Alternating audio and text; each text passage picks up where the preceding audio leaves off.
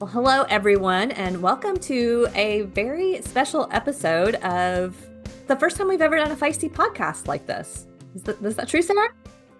We've I, never I done something like this, right? don't think so. I don't think so. Where all the hosts kind of come together and do a podcast together.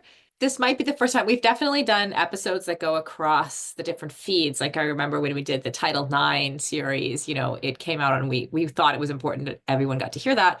But I think, yeah, this is the first one where we have all of our hosts in the same room. Yeah. So you're probably listening to this on whatever feed you normally hear your podcasts on. And so if you don't know who is in the room, I'm Kathryn. I host the Girls Gone Gravel podcast. And then we have Sarah.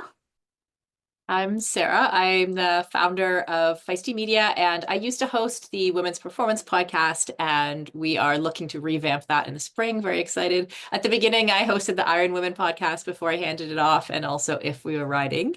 So yeah. And beside me is Kelly. Right. And then I hosted If We Were Writing with Sarah for a while, and then currently hosting that, even though we're kind of wrapping it up because it's been so long. And so so if you're listening to me on Feisty Try, then you know who I am, but otherwise probably not. And I am Selene, and I am the host of Hit Play Not Pause. So you're listening to this on December 27th. We're recording this mid-December, but we wanted to come together and have a conversation around something that we see every year at this time that can have some positive benefits, but we think often end up sidetracking active women. And that is what is coming up in the next few days is that whole new year, new you, slim down, cleanse, challenge, all those things. Um, we're a little early, but have any of you started seeing that yet? I was just saying before we got on that I actually have not been seeing a ton of it at my gyms yet. Now granted, I am not working out very much right now, so maybe maybe it's happening and I'm not paying attention. But maybe people are moving on. Maybe? No. No. I think it's interesting because I think, yeah, I my feed definitely still has some like shitty diet advice, or like I just feel like it's diversified. There's a lot. Like I definitely 10 years ago we definitely heard a lot about clean eating, and then and 20 years ago we eliminated fat, right? And then we eliminated carbs, and that was the baddie. And now there's intermittent fasting. There's all kinds of diet theories out there. Yeah, I see a lot of Whole 30 where I am. Mm, It's still kind of popular for like a detox to reset yourself in the new year. Don't see a whole lot of other stuff popping up, but I don't swim in those circles quite so much anymore. But there's definitely people who are into the whole new year, new you. I'm gonna detox after the holidays kind of thing. Yeah. I we definitely have one. They announced the one at our gym. And then I'm also getting these ads that are slightly related to it, but it's like looking for 14 women who want to get shredded in the next 6 weeks. Oh, you've been posting those. Yeah, I saw those. They're making me so mad. Want to get shredded. It's Shredded. like somebody told gyms that this should be their ad strategy, and now they're all using it. Interesting. But I remember the first time I ever did one of these challenges, it was probably 15 years ago. And it was through like my gym. They did like a January slim down and you did your measurements at the beginning and the end. And it was basically a Whole 30, like a paleo type thing. You cut out all dairy and you cut out everything that makes life worth living.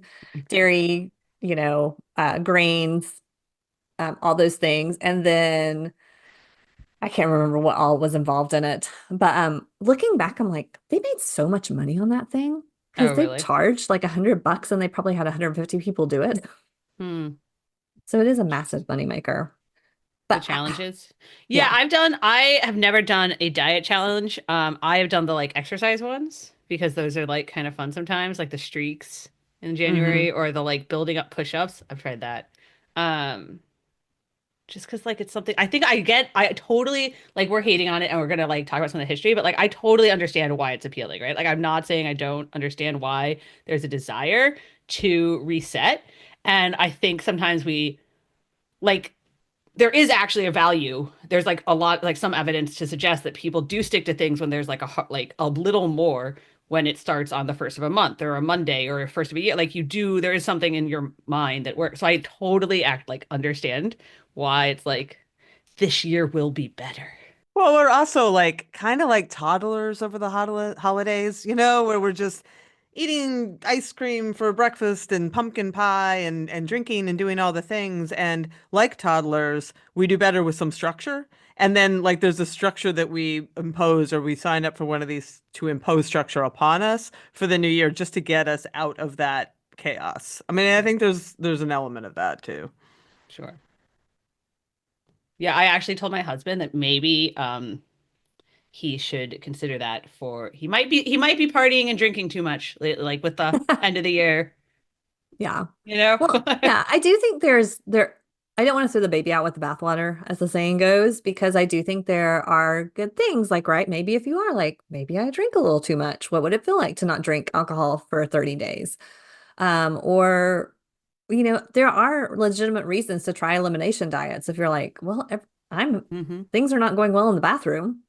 Maybe I just like the first step is to try just eliminating some things from my diet to see if that works. I think what becomes problematic, especially for women in our audience, is we're learning more and more how underfueling really impacts people. And at the beginning of the year is often when you're trying to like really build your base, set yourself up for a strong year.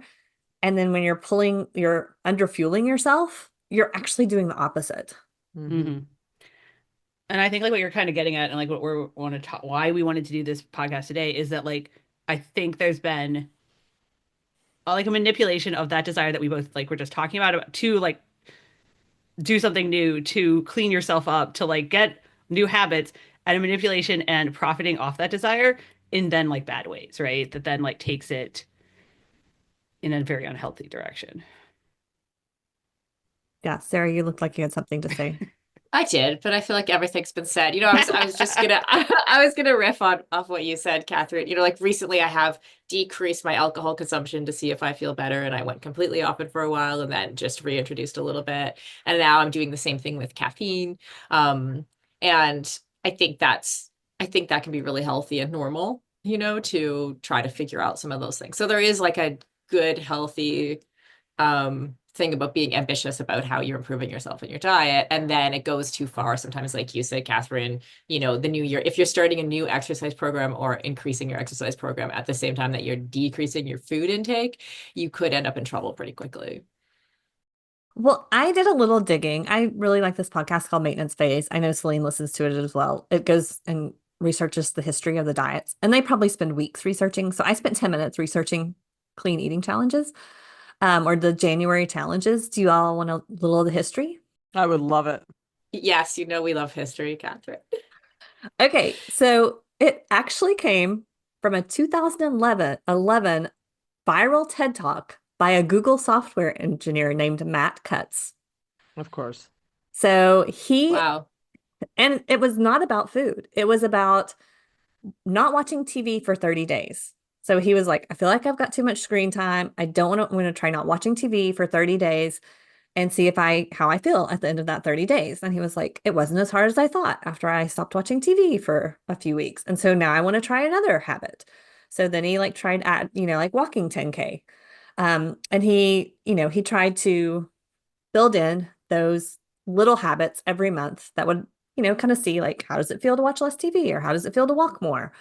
So then it really took off in the health and fitness community because of a diet called Whole30. Mm-hmm. Anybody tried the Whole30 diet on this call? Oh. Mm-mm. Oh, I have done it like all in What on exactly? it. Tell me what are the What details is it? of Whole Yeah. 30? Well, it's very popular in the CrossFit community. It was 10 years ago. Then keto kind of rose up and took its place, and a lot of the Whole30 influencers like really shifted to keto. So if you followed any of those people when keto kind of became the bread and butter, not really the bread and butter because you don't eat bread, but you do eat a lot of butter. Became the keto- butter. Just the butter. The butter, yeah. Keto became the butter. Yeah.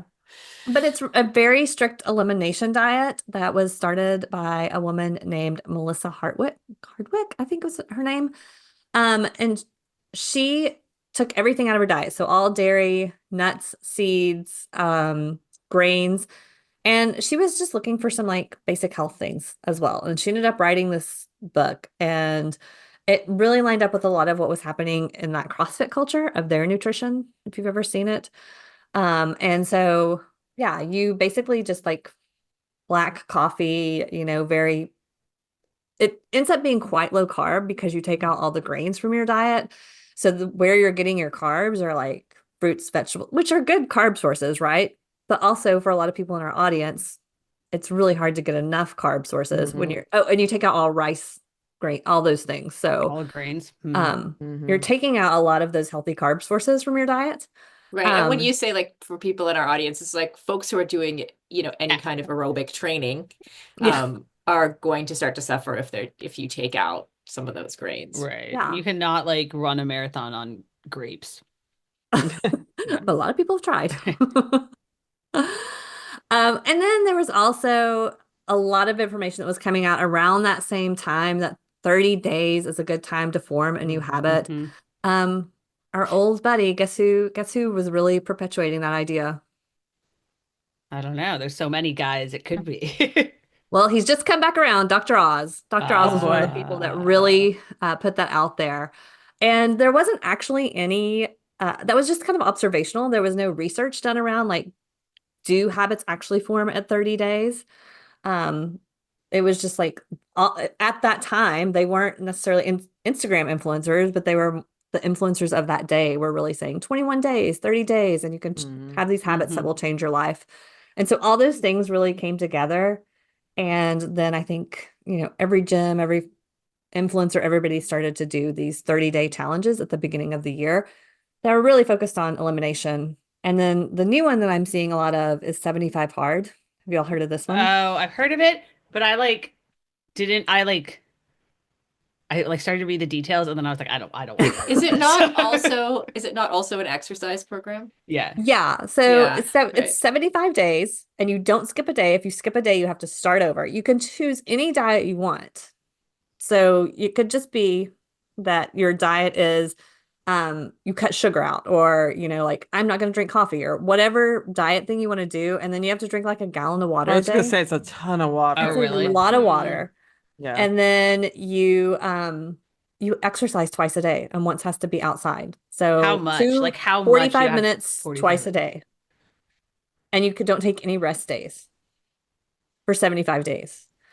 So I think a lot of times people choose pretty strict elimination diets alongside this, which is where the challenge comes because you're like, most That's people not a have good doubled their idea. exercise, have no rest days, and then they're,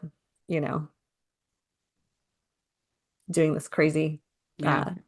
Interesting. And you're drinking a gallon of water, which there's no reason to do that either.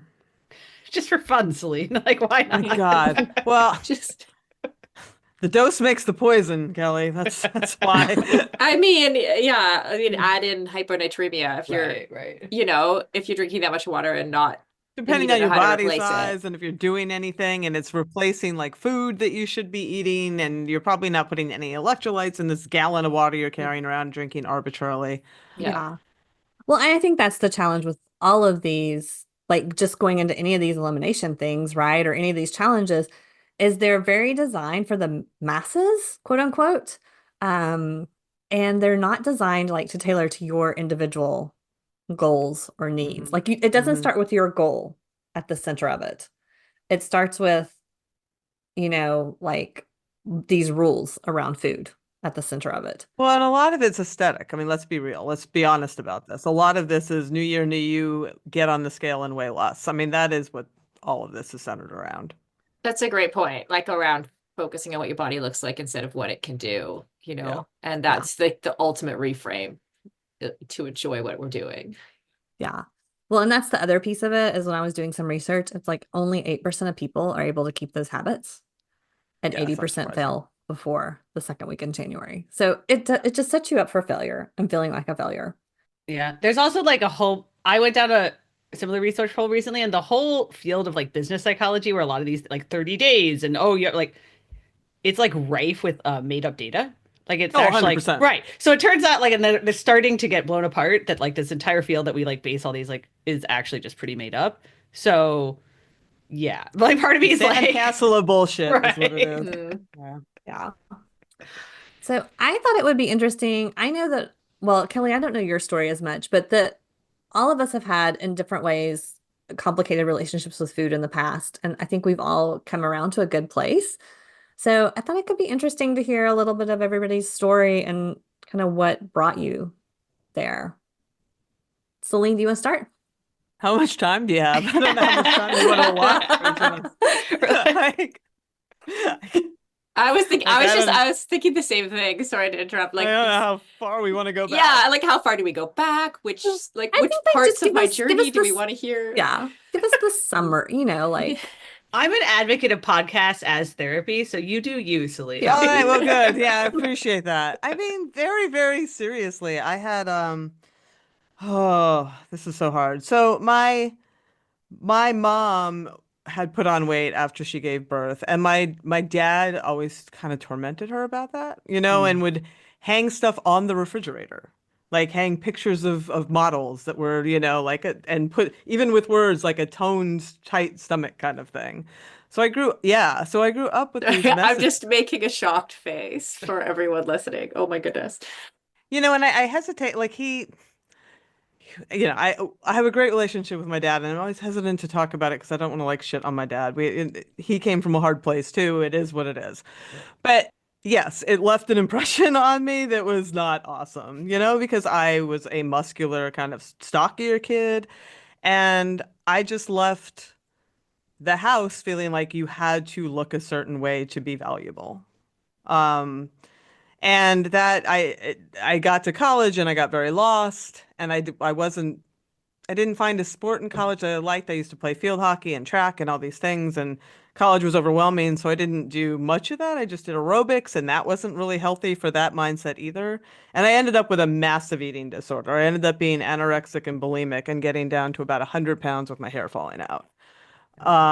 Yeah, and my parents were super worried, but I'm like, I'm on the honor roll. I'm fine. I was on the dean's list. And so it was kind of a disaster. And I worked my way out of it, honestly, by sort of getting back on my bike and getting a healthier relationship with my body again. And I couldn't ride my bike the way I had without actually taking care of myself. So that was the first time I really made that intricate connection between putting food into my body to do something, as opposed to like to lose weight or to restrict and not have, um, not have fat or whatever.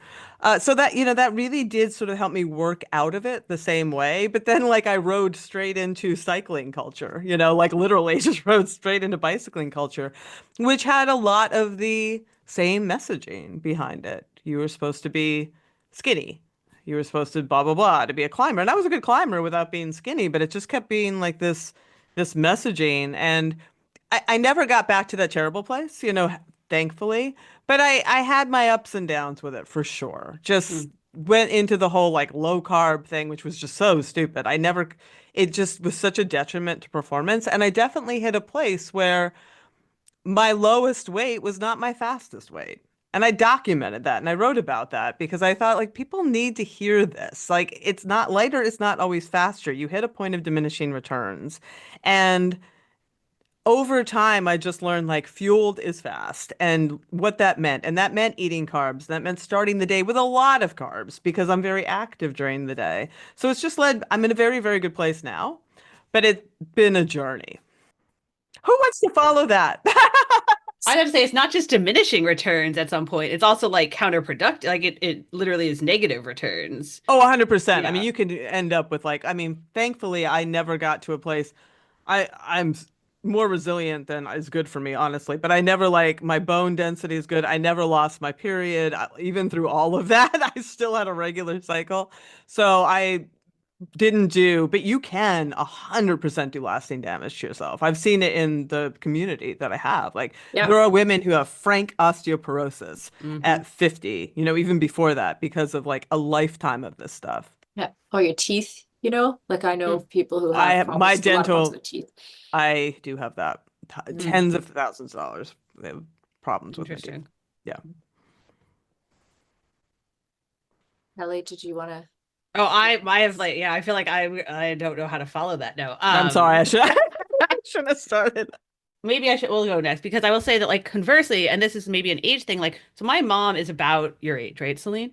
Mhm. And so I actually grew up in a household that she was making a very conscious effort to not be that. Like Yeah. we consciously did not have a scale in my house when I was me because it was me and my sister. So they were very conscious about like we're raising girls, and there was this very big effort to like we want to raise like girls who are like emotionally, mentally, and like we all like teen magazines were banned. And of course, by the time you get to junior high, you're reading them at your friend's house, and like it's not like you don't still like we weren't allowed to watch TV when I was a kid, which is another whole like I watch too much now, right? Like there's all, and I will tell you, like I thought this was overkill. Like I was like, this is ridiculous, and I even like through college thought it was like my like oh haha my mom like wouldn't let us get a skip, but I was like the only one of my friends who was like, why would you not eat, right? Like I was like because I was on cross country teams and running teams and like Yeah, interesting. on college sports teams and like I was like the only one who like didn't have any issue. If that makes sense. So Yeah. somehow, and it's not like it's not like your parents are. There's like all this evidence that like you're 40% of your opinions come from your parents and like everything else. They're still society, but I do think because at that time we were still had to play with bumpers. That like my mom like that those overprotect right like I would love to get to a point where we don't have to play like you can have a scale in your house because it's like probably good to know from a exercise person. Like it'd be great to get. I mean, I have one now, right? But in retrospect, I think it actually like really really helped. And of course, also I'm like a small person, and so I had that benefit and like all of those things. But friends of mine who are the same size as me had way more issues, right? Like huge issues. So Yeah. We all need Kelly's Yeah, mom. whole new respect for Debbie. Yeah. I I yeah. mean, not that I didn't have tons of respect for Debbie Right. before, but it's interesting. And Kelly, even as an athlete, did you not feel that? Like, because I know like a huge part of my story has to do with the messages I got as an elite Sure. athlete. So like I was literally told by nutritionists, dietitians, coaches at the elite national team level to eat less without Sure. any guardrails on figuring out if I was eating enough, you know? Right. No, and of course you still got that in sports, but I think like by that point, like for whatever reason, and this is like a billion different reasons, like I had built up this like, well, that's dumb. You're not going to be my coach anymore. I mean, you and I have talked Right. about this. Mm-hmm. Because yeah, of course in sports then you get it to like a crazy degree. I will say like what was super fascinating for me is that last year I had a really bad concussion that messed up my hormone regulation. And whereas I had developed over my whole life this like pretty decent ability to like eat to hunger and like eat however I felt, all of a sudden it was gone because I had no hunger cues. And so I would like forget, I would get to like the first sign that I forgot to eat was I would get like the pounding headache because I had lost all of my like regular Wow. regulation. So then that made me be like, oh, there's like also this whole other element in because I know we're now learning more and more about actual like hunger regulation and like the chemical issues there. So that was super fascinating to me. That's really interesting. I have exactly the same. Like I like because of my perimenopause symptoms, my hunger cues have changed sometimes. Right? So I just feel like everything's wacky and I'm not it to me it shows up for me it shows up as not being hungry and I have the same thing like I'll get a headache or I just like even today I barely ate anything. I just ate what I could. Like I'm like a little bit of banana. I'm just like eating a little bit of bar. I go to the gym and I don't know when it's going to hit or if I'm going to end up like lightheaded during a lift is the Mm. first symptom of like, and having not been hungry since the moment I woke up at 7 a.m. until whatever, 11. So yeah, yeah, it has become a little problematic and I've had to force feed myself a little bit too. It has made me also really appreciate respect. Like something like Selena and I have talked about like some of the hormone stuff that happens in your body, like just from well, we've talked about it for pregnancy, but but the appreciate respect that like it is different for everybody. Like you don't like Mhm. I may just be like never have had any like my hormone hunger regulation works fine, but that's not true for everyone, right? So Sarah, your story was more around being an Yeah, well, I elite think athlete. And I remember you oh passed yeah, I out at a did pass race. out at a I remember race. that story. There's so many. I'm like Selena. I'm like, how much time do you have for this? I think, and I know I'm gonna walk away from this thinking, oh, I should have told this other story, or there was something else to add. But when I was kind of around 14, like I remember when I was in ninth grade, this was like I was doing all kinds of sport at school, and I got sick. Like I had mononucleosis, and I had to stay home. They like back then I was forced to stay home for a month. I wasn't allowed. And then when I came back, I wasn't allowed to exercise. And because I had like, had come through puberty pretty early, like my body had changed a lot. And then I wasn't able to exercise, and I did not know the connection between food and exercise at all. And I just put on all this weight, right? Like to me, I really noticed it. Like I've noticed how big my boobs are and like that kind of stuff. And then I started to make that connection between food and exercise. And then immediately after that, we moved to the Middle East, right? Where there was less opportunities. I still had tons of opportunities to play sport, but frankly, the girls just, they hadn't through their lifetime had as many opportunities as I had. So it was like me and one other American girl who could actually play at a decent level at like basketball, volleyball, soccer, all the things I was used to playing, right? And so that is when I started to run and swim, and that's part of my triathlon story. Like I started to do those things on my own. But I definitely, in that junction, and I started to connect food and exercise and losing weight, definitely got into a disordered eating disorder type of pattern for maybe a year or two before and at that time, when you read whatever was in the magazines, like I was eliminating meat from my diet a lot, like Super common. pork. Yeah, pork and beef I eliminated. So I would just eat, I remember just eating like potatoes and salad sometimes. I did that. Dinner time. Yeah. Like like it's just like I don't want the pork chop. I just want the potatoes and salad. Like, and I literally, because I'd read in some health magazine that this is what I'm supposed to eat, and this is healthy. And then I remember reading about like the 1,200 calories, which I know we've talked a lot about like on our socials and stuff too, that like 1,200 calories was the thing to like aim for women. Yep.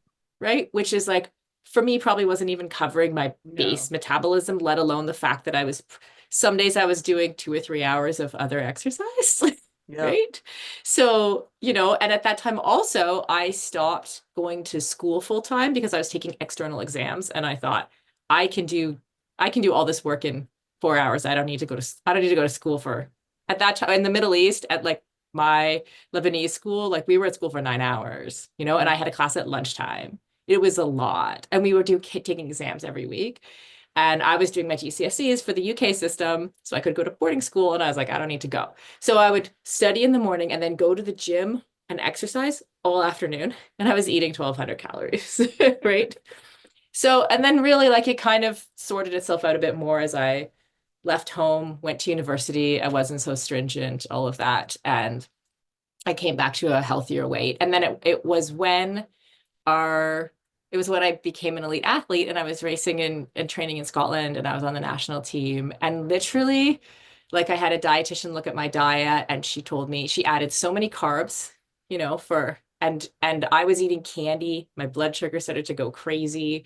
I was told to go to bed hungry by many people. I can't even blame one person. That was a strategy that people thought was going to work, like go to bed hungry, where now we know that just but completely fucks with your hormones and like really sets you up for bad training the next day. And when I look back, like at that time, I think, and I think, also within the culture, there was a lot of like making fun of women and girls on the national team, in the national team level, like if they were a little bit bigger or if they weren't looking as lean as like somebody arbitrarily thought a triathlete was supposed to look like. So they were made fun of not just by the staff, not just the other athletes. Like the entire vibe was completely off. I remember being told that, oh, women tend to struggle with their weight more than the guys do, without ever thinking like maybe women have a different healthy set point, or maybe maybe we should be looking at how women are healthy in sport instead of like using the male model, which can be super lean, especially in a sport like triathlon, and then applying it to women like as if we're supposed to be as lean as the guys. Like now I recognize that a lot of those stupid mindsets are kind of going away, thankfully, in that like elite sport culture, but it was pretty rough. And so I tried a number of things. Like I tried low carb. We figured out pretty quickly, like if you're training 30 hours a week and you try low carb, like after 1 week it's not working, because you feel dead. You have no energy for anything. So like some things you do pretty quickly, and other things like I was just in this constant cycle of trying to lean down, being told I'd be faster if I could lean down. And then when after my daughter was born, I was about 35, 36 years old. I went back to training as a full-time athlete, and I figured out that I was celiac. And so like looking back on that entire time, right, there was this X factor of like, there was a reason my body was just completely holding on to fat stores more than like the average elite athlete at that time, because there was something else happening where I was literally starving because I wasn't able to absorb food, because I was killing my villi, because I was eating gluten, right? And so looking back at like, oh, like there was no one in my world, despite having naturopaths, like who was able to say, baby, maybe we should look at your whole health, you know? Yeah. And I put it on me as much as anything else. Like I also did not think to say, like, because I was around all these experts, it didn't occur to me to say, wait, something doesn't feel right here, even though looking back, something did not feel right. Like the equation was not adding up. And so then, like, thankfully, when I figured out I was celiac, I I knew immediately, I'm like, now I'm going to be able to win Ironman, you know, because I'd been on the podium so many times, top 5 so many times. It just wasn't able to get that extra edge that I thought I should have from what I was seeing in my training. And then and then it started to all fall into place and come together. And I realized like I needed to advocate for myself, pay attention to my own body, realize what's working for me, what's not working for me. And just that happened all very quickly. Like the dominoes fell into what now, like 10 years later, 12 years later, is I feel very good about my relationship with food. I enjoy food. I can listen to my hunger cues, like all the check marks that you want to see with that. I feel good about, but it took a lot to get there. You didn't even tell us about passing out, Sarah. Yeah. Oh shoot. The passing out stories, I could tell this one really quickly, but it did come from like a stage where I had decided with a coach based on something that a multiple world champion had done in his training that I should really commit to going to bed hungry. And I must have gone into that race so depleted. I remember even 2 or 3 days before where you're supposed to be stocking up on carbs to sorry, if this is an Ironman race, it was actually Ironman Canada. I had taught myself even not to eat. Like I couldn't even handle. I remember going up for sushi 2 nights before. I knew like I couldn't even eat as much food as I had before. Like I changed something. And I was thinking like, man, this isn't good. And then yeah, I literally ended up blacking out during the race. So I had like run myself into 3rd place. It was the tail end of the marathon. And it was the weirdest thing. Like the first thing, sorry, this is probably TMI, but people have heard this story before. Like the first thing I felt was like warm on my leg. And I realized I was urinating and had no other indication I was except that. And then within a kilometer, I saw the pavement coming towards my face. Like that was the only reason I knew I was falling. I had no sensation of falling, right? And then there's video of me walking with the EMT, and I don't remember it at all.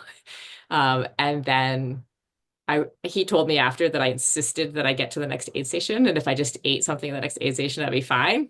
And I did end up walking to the finish line, but I stopped at that aid station, and then I kind of, my memory starts again at aid station, drinking Coke, just shoving. I probably shoved 1,000 calories into myself and then walked the last couple miles. So that was the outcome of not eating enough before an Ironman. It's amazing how Coke kind of fixes everything. Coke is a magic drink for endurance sport, honestly.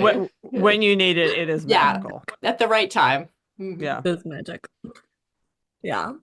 Well, I grew up, it was a little opposite of my house. My dad was always struggling with his weight, and it was primarily because he was in the military, he was in the reserves.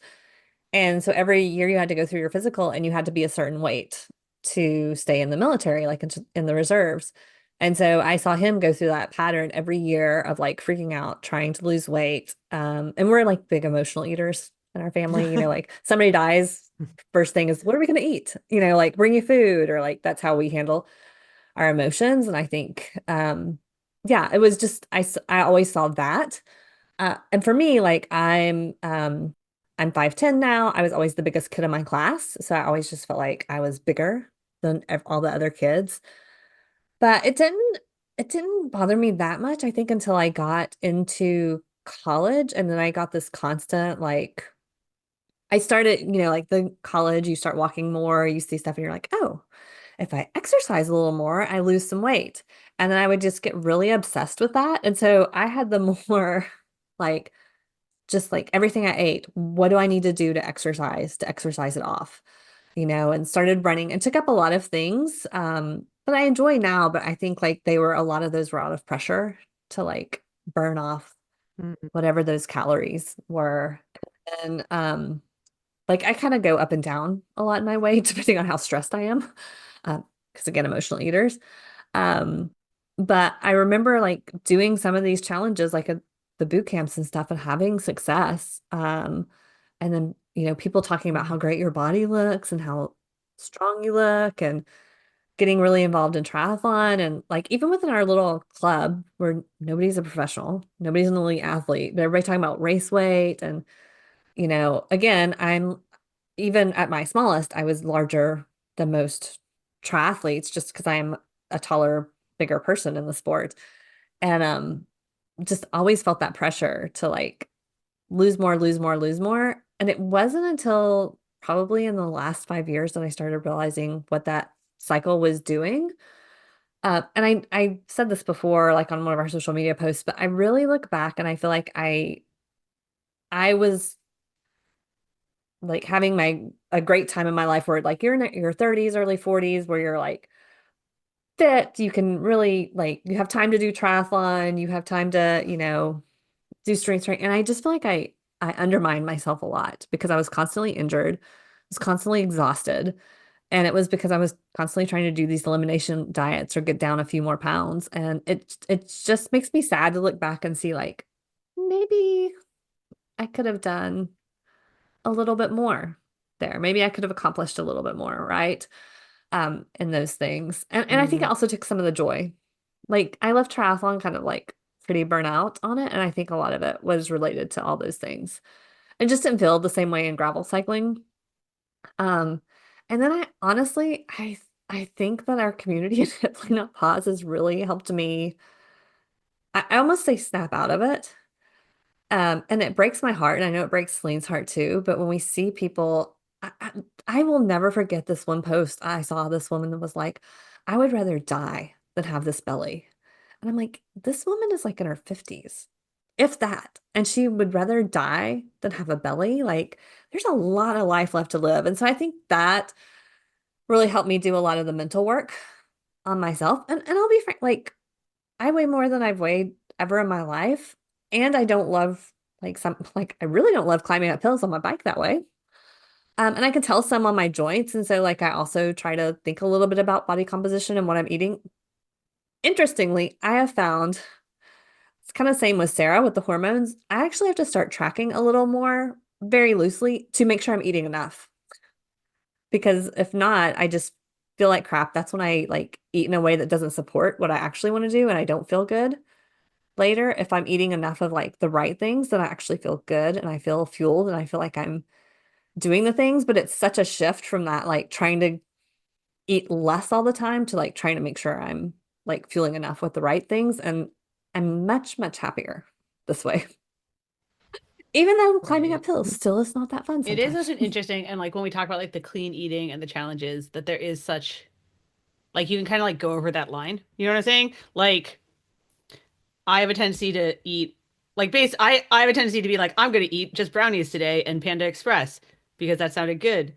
And like I probably shouldn't if I actually want to be an elite athlete. But then when you start being like, maybe I shouldn't have this fifth cookie, like that's like a good choice usually. But then like you pretty quickly like keep going and keep going if you have that. So that's why I think it's always like interesting. Like when you want to perform well, there is an amount you end up having to pay attention to really fueling yourself. But then so many people take it and they just are like, well, more must be better, right? Yeah. Well, I think what like being working at Feisty has really also helped me with all of this because I think um our company is so focused on just like being your best self, and that's not about being your thinnest self. And I know, Sarah, that's always been really important to you, Mhm. and to you also, Celine, like kind of talking to our performance brands, like why has that been Life is so too important to short. you? I really like I hit a point where I'm just like, I will be damned if I am going to spend the rest of my precious time on this planet worrying if about the size of my thighs or worrying about it's just like at some point you're like, what am I doing? Yeah, that's how I feel. It's just like there's so much to live through your body and enjoy, and you can there's a lot of great performances to be had, even if you don't think you're at the quote unquote race weight. It was just sort of like at some point, I just, there was a switch that got flicked, and I was like, life is just too short. Yeah, I just get super sick of actually like blaming women for how we perceive ourselves, as if we haven't just come through this entire like terrible diet culture. For me, there was like the culture. That's why I always frame my story the way that I do. Like, because it's like I was told as an elite athlete not to eat. It's not. And then when someone actually did what they said and stopped eating and leaned down, at first, they would be very complimentary. And then when that Hmm. person started to struggle and have broken bones and present with eating disorders, it was her fault, Yep. and that, just seeing that pattern over and over and over again in our national team system, like, broke me. I'm like, this is effed up.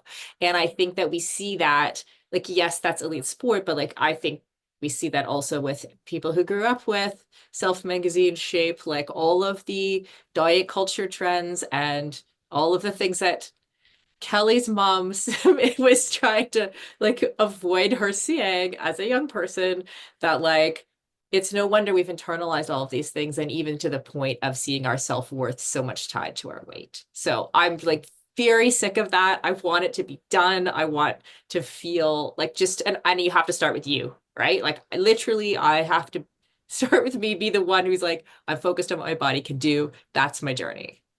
And literally, they make our bodies fashion, which really makes me mad. I mean, people talking about heroin chic coming back. I'm like, are you Mm. kidding me right now? Like, oh, well, big butts are in now. What are you talking about? What are you talking about? Smallest, like, oh, okay, a thigh gap is in. Like, okay, I mean, we could just do that, right? We can just switch from season to season, and I'll just make my ass bigger and smaller, depending on what they tell me I should be doing. Like, what are we doing here? Yeah. Like, Yeah. surround yourself with the people who can celebrate the things that you want to celebrate about yourself, right? And like, fuck all that. Yeah. Well, and it makes me really sad when people think there's nothing they can do about this. And listen, I know, like, because of years and years and years, it's not, it is work. It is like Hmm. hard work to reframe your mind. And it's like doing a lot of internal work. And it's like not ever perfect. Like, there are still times where I'm like, last night I was changing and I looked in the bathroom mirror and I was like, whose body is that? But like learning to reframe your mind. And I think like so many people think they're hopeless in that. Like they just have to give in to that. And I just think we are strong and powerful. Like we can And then actually we can change our thoughts change the about things. We system. can That's reframe right. them. Yes. And we also want to change the system. Because that is the Um, dream, right? Once we take it Yeah. down. But you can't take down a system if Yeah, you're stuck yeah, so that's deep in true. the I system. mean, I think it might be worth just talking a little bit about how we have touched on it a little bit, like, but how we each have some of the things that we've been able to shift, like our mindsets about food, like, do we have any tools or tricks that have worked for us? I mean, it really is just for me, it's been paying attention to how I feel for real. Like when I eat more carbs, I feel great on my bike. I feel really good on my feet. I mean, it's just like really paying attention to that and tuning into how these things actually make you feel with your energy levels and with your moods. I mean, there's so many women who struggle with moods and depression and all this, and it's carbohydrates. it's literally carbohydrates. So, I mean, that's, I think, just tuning in. We've been taught, and especially as active women who are taught to like deny some of your cues, whether that's pain or whether it's whatever, we're told to sort of separate ourselves from the cues that we're getting sometimes. And I think we really, really need to tune in when it's coming to this topic and just really dial in, like, how do you feel when you're fueled? Pay Yeah. attention to that. I was gonna say, I think it just takes like a few for someone. It's like, if the triathletes listening to the gravel, like, or running, like, I think it just takes a couple of times of like that next time you want to quit, or you like, I'm the worst triathlete in the world, or like this sucks, or I'm gonna lay down on the side of the road here, like, and eating. And then you're like, oh, actually, it's fine. Like, it just takes a few of those times of like realizing that actually you were just not eating enough. Yeah. And that just, and then you're just like sold. Yeah. With endurance sports training, the answer is always carbs. Right. Like, it really, that's not as true with other sports. Sometimes it's just food in Yeah. general. But like oftentimes, like whether it's a mood or like a downswing or a Or moment, being and you able to look at- recover. yeah, With like with CrossFit and stuff, it's definitely helps you recover. Oh, sure. yeah, 100%. I was thinking of a time, this was like super meaningful to me, where a friend of mine in like a super vulnerable moment, she was one of my training partners, and I remember exactly where we were sitting because we had gone to get sushi, and she said she, like, for her training program, she was going to have to give up doing this certain workout on a Sunday morning, right? And she said, Sarah, like, I don't want to give up the workout because then I feel like I have to give up the pancakes that I have every Sunday morning. And I want to have pancakes with my friends, and I don't feel like I could do it without the workout. And then she said, I don't want to connect those things anymore. Like, how do I disconnect the food from the exercise? And like, and I kind of, in the moment, like, we had a really, I could cry about it now because her and I had this really, I was like, you're so right. Like, we shouldn't be exercising to eat, and we shouldn't be like, we should be eating to fuel our exercise. And we both knew it, but we're struggling with how to disconnect those things. And I feel like on that day, for me, that was in my journey, one of the days I just decided, if I don't enjoy the activity that I'm doing enough on its own just to do it, I shouldn't be doing it anymore. I don't know if, like, I'm not, like, you asked what tools and tips, and I was like, I don't know how one does this, but I think it's one of those, like, sometimes if you just say something enough times, eventually it sticks, right? And I will say that, like, for me, I there is no moral value in food, right? There is no, food is not good or bad. There is no like whether I gain weight or not, like, is not good or bad. I like, you know what I mean? Like, so you have to start just saying to yourself, like, over and over, like, this isn't I'm not a good person or a bad person. Like,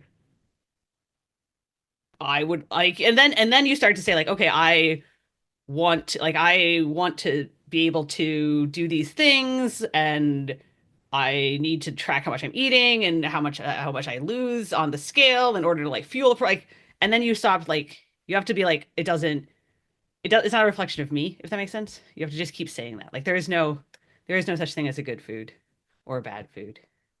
Like, it's Like, it's all not, about, yeah, like, you're trying to disconnect it from your Right. self-worth, basically. Like, the food is disconnected from your self-worth. The food has to be disconnected from exercise. Like, and Yeah. then you are able to say, like, because this is another thing I have a hard time, like, people, I'll say, like, I gained 5 pounds when they put me on this other birth control and it was really shitty and I didn't like it.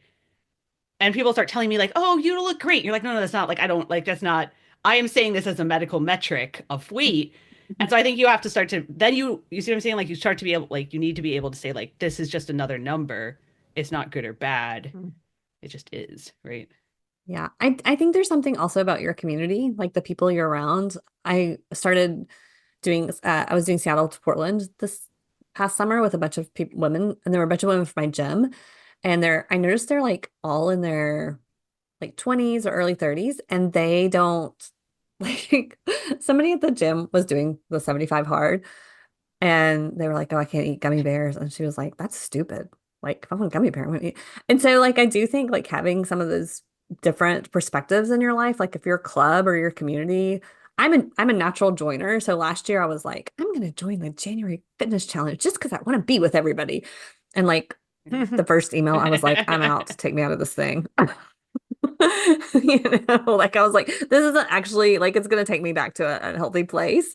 Even though I'm like, I think it's so fun to talk to everybody at the gym about like, you know, breast up, all these things. It's like, no, I just have to put myself in like Yeah. spaces or protect my Yeah, all my protect the friends spaces are I'm in eaters, and I from really like love avoiding. that about them. They are, we sit down and we eat. Yeah. Like nobody's like, oh, I'll just, or Yeah. everyone's like, they order and they eat. Yeah. That's what I like about the Feisty when we go places with Feisty. Yeah. It's like everybody on our team is an eater. So, well, we have a resource that I think can help folks. If you're thinking about this and you're like, I don't want to, I want to fuel my body the best I can this year. And I know there's like all these cultural things that come at me. And I know there's all these maybe internal things that come my way. So we have created a free 5-day challenge that is going to kick off on January 6th. And every day you're going to get an email in your inbox. And a lot of it is going to be about reframing the mind, but we're also going to do a little bit of education on some things around like low energy availability, like intuitive eating, and how can that work with somebody that's an athlete? Like, how do you set up a framework around it? These are highly rated experts that we have coming in. We have Dr. Erin Ayala, who we've all worked with before. We have Dr. Carla. DiGirolamo. I'm never going to be able to say her last name, Selene.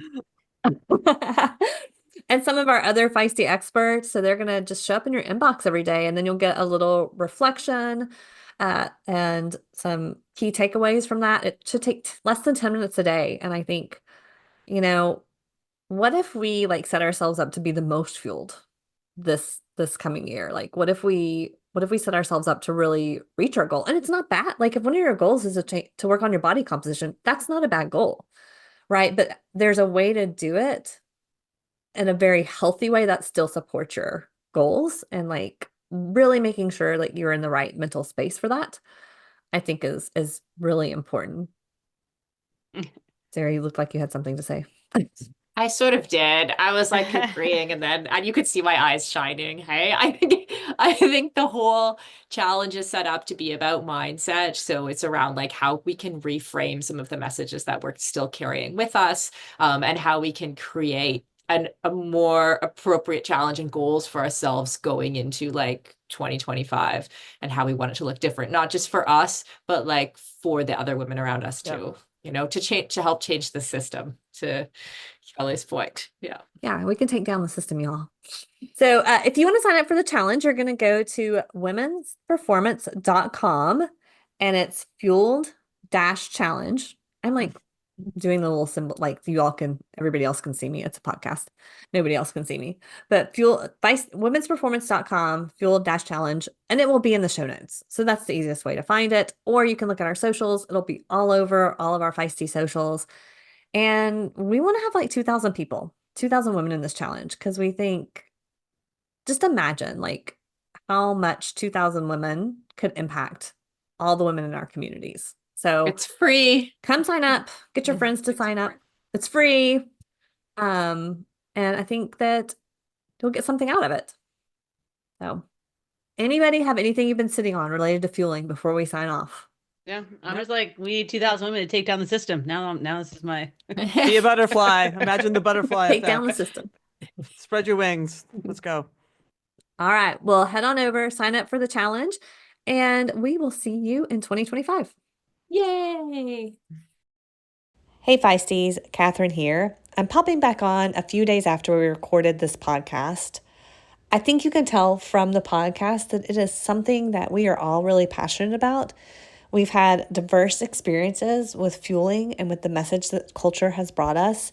And we really believe at Feisty that if we can shape culture and we can break out of this diet culture, we can see a whole new generation of athletes, whether they're a new generation that's raising up to the elite level or masters athletes who can do amazing things that we haven't seen before because we've never really given women the chance with their fueling. So it is something we are passionate about. It is something that we believe starts with those mental strategies. And that is why we are creating this free Feisty Fueled Challenge to kick off the year. And at the end of that, we are going to have our fueled course available for purchase. And I'm telling you that now because we just never want you to feel like we're doing a bait and switch with you at Feisty. We create every piece of content because we believe that it will support and develop the community. And so this challenge is completely free. We will never require you to buy something else or to be in that, but we offer these courses that we have created with the input from the community and frankly also that help us keep all of the free things that we offer going. So at the end of the challenge, there will be an option to join the course, and we don't want you to feel obligated to do that if it's not right for you. And we know that some of you will be ready for some more information on that, or you've been looking for that. And so that'll also be an option. So I hope you join us in the challenge. And please know that whether you come into the course at the end of that or not, we really appreciate you being a part of the Feisty community. So go ahead into the show notes and click on the link so that you can sign up for the challenge, and we will see you in January.